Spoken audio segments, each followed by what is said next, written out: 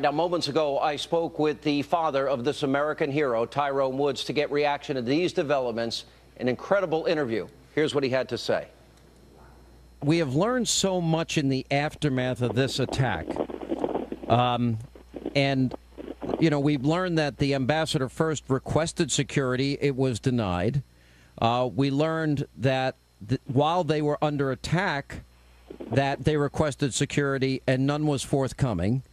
And we learned that they were watching this in the State Department. Charlene Lamb said they were watching this in real time, so everybody knew what was going on. And I wanted... Right, exactly. When I went back to Washington, D.C., when the bodies were flown in, I knew that something was fishy. It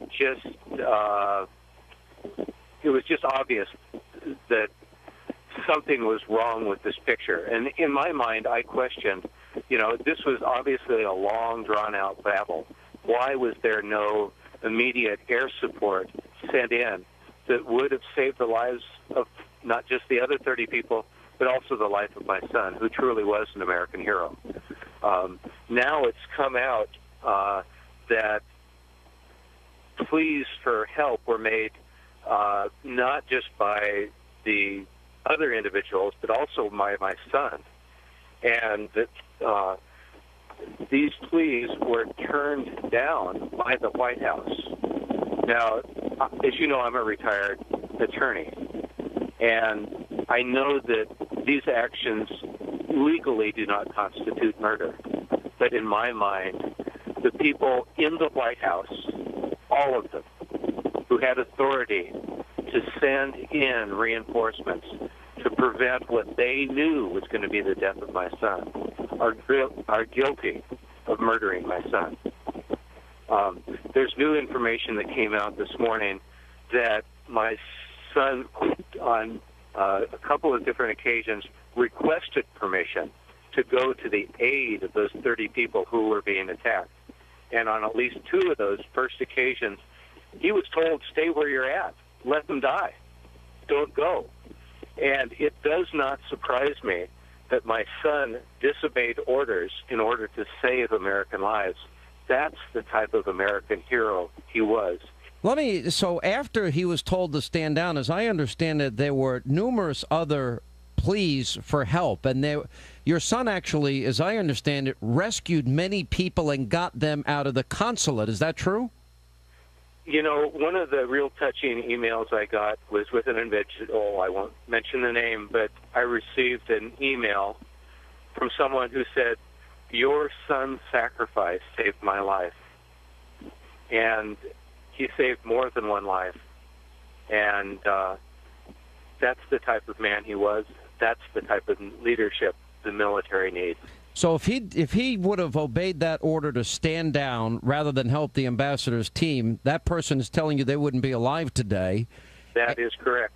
And many other people as well. Your son first got involved, was told to stand down after they heard shots at approximately 9:40 p.m. Now, as I understand it, it wasn't until about 4 a.m. the next day that your son, after he had rescued other people, was still fighting in this attack, and it was then that he took on mortar fire. That's my understanding. For 7 hours, the cowards in the White House were watching something they knew that was going to potentially kill those 30 people and potentially kill my son. And they refused to do that, even though they had a moral duty to send support. They chose not to. This is not the way the SEALs operate. The SEALs are an honorable unit, and Ty was honorable by disobeying the powers in the White House that told him not to rescue those lives. Your son was told to stand down. Here's a Navy SEAL with all the time and training and effort. He risks his military career, risks his life for 7 full hours, rescues all these people. Multiple requests throughout the entire period go. It's being watched in real time, and nobody sends any help. I can't fathom this. And then we're told the president goes out there for 2 weeks and couldn't admit that this is a terrorist attack.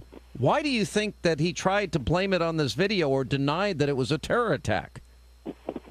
You know, unfortunately, Sean, we have a generation of liars who have no moral background.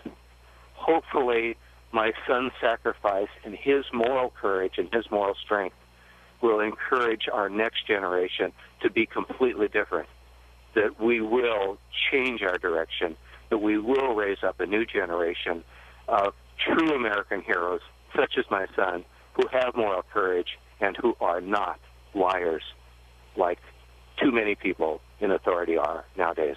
I know you met the president and you met Hillary Clinton when they had this service.